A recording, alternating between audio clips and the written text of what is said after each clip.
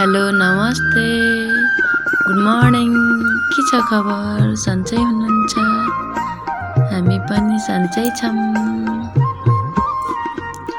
आज मेरो बिदाको दिन बिहानै उठेपछि म रुम सफा नगरी केही पनि गर्दैन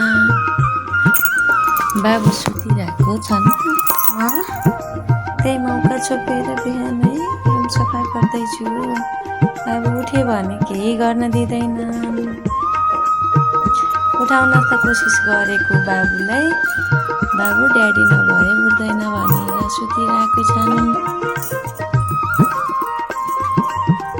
म भने बाबु नउठ्दै रुम सफा गरेपछि बाबुलाई नास्ता बनाइदिन्छु भन्ने सोचेर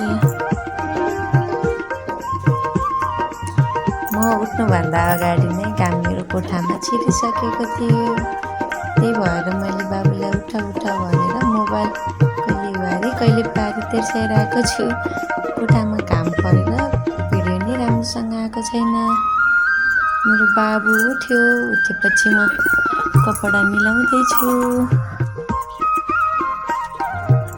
आज अलि धेरै बेरसम्म सुतिएछौँ आमा छोरा म भाडामा बस्ने भए पनि मलाई आफ्नो रुम सफा सुन्दर बनाउन मन लाग्छ जति नै सफा बनाउँछु भने बाबु उठ्यो भने फेरि एकैछिनमा नि उस्तै बनाउँछन् खेलाउन चिज जति लुकाइदिन्छु फेरि एउटा दे अर्को चाहिन्छ अर्को दे अर्को चाहिन्छ बाबुलाई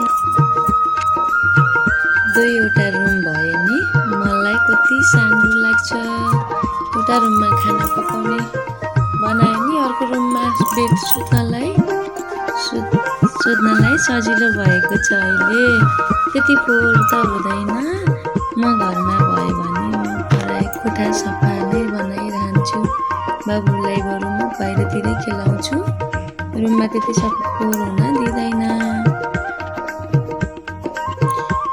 पहिले एउटा बेड थियो र खुल्ला थियो बाबुलाई साइकल चलाउन सजिलो हुन्थ्यो अहिले दुईटा बेड भएर बाबुलाई साइकल चलाउन गाह्रो हुन्छ मेरो बाबु त्यही भएर बाहिर खेल्न मन पराउँछ बाबु उठिसकेछिन् बाबुलाई भोक लाग्यो मम्मालाई नास्ता चाहियो भनेर रोइरहेको छन् यता बेडमा आन्टीले बाबुको लागि नास्ता बनाइदिँदैछ म कोठा सफा गरेर बाबुलाई खाना पकाएर छिटो स्कुल पठाउनु पर्छ लगभग मेरो रुमको काम भइसकिरहेको छ अब मैले बाबुलाई नास्ता खुवाएर अरू काम गर्नुपर्छ कपडा धुनु छ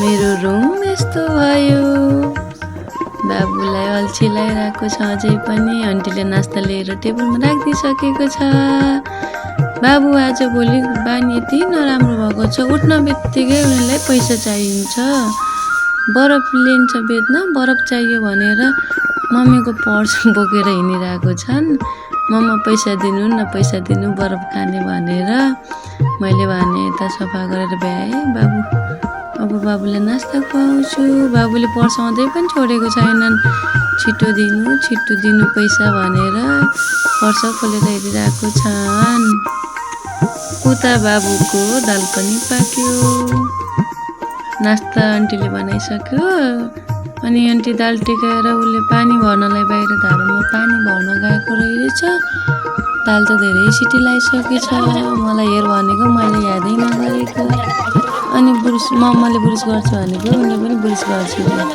अनि उनलाई फेरि पोल्केर हाल्यो भने पिरो हुन्छ उनले घोट्नै मान्दैनन् थुकी गरिरहेको छन् छिटो दिनु धेरै पोल्केर दिनु रे हत्तेरिका भनिरहेको त फेरि गीत गाउँदै मम्मासँग बुरुस गर्दै गरेछन् बाबु स्कुल जान भन्दैछन् अस्ति 2-4 दिन मम्मीको अफिस गएको अनि उनीलाई स्कुल जानु मनै छैन रे जाँदैन हजुर अफिस जानुहुन्छ म यहीँ बस्छु कि त मेरो ड्याडी चाहियो कि त म जाँदै जान्न भनेर अघि झगडा गरिरहेको थिएँ बुरुस गर त्यसपछि म पनि बाबुको स्कुल जान्छु आज भनी बाबुसँगै बस्छु भनेको मैले। त्यसपछि बाबु खुसी हुँदै बुरुस गर्दै थिइन्। उता दिदीसँग झगडा गरिरहेको छ। दिदीले पानीको बोतल उसको चलाइदियो रहेछ, मेरो बोतल भनेर खोज्दैछन्। आजभोलि धेरै रिसाउँछन् बाबु, है के भएको बच्चाको बेटी पनि। उनले भनेको सबै कुरा हुनुपर्ने, उनले भनेको केही कुरा पुगेन भने उनी रुन थाल्छन्। आफ्नो त भनेको हुनै पर्यो। मम्मीले रुँदेको देखेर आमा हजुर कहाँका पिरो भयो, मेरो त पिरो भन्दै दिदीले मागिरहेको छ। दिदीलाई दिएकै छैन मैले युज गर्ने फेसवास।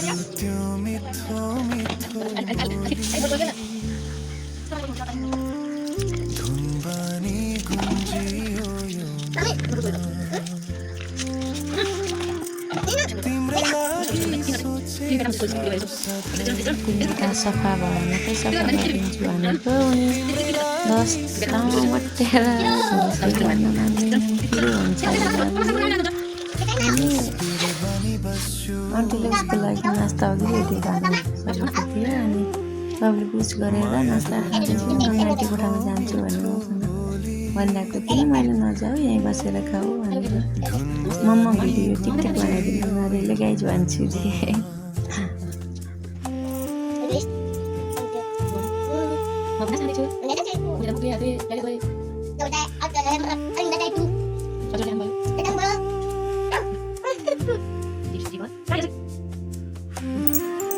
नास्ता खाइ भ्याएर होमवर्क गरौँ। हिजोको बाबुको होमवर्क गर्दै होमवर्क हिजो कति धेरै बाँकी थियो होमवर्क गरौँ भनेको। उनीलाई कति बेला रिस उठ्छ, गाली गर्दै लट्ठी समात्दै मम्मा लान्छु भनेर होमवर्क भन्यो भने उनी त सुटचुरे गर्दैन रे, एउटा नि गर्न मान्दैनन्।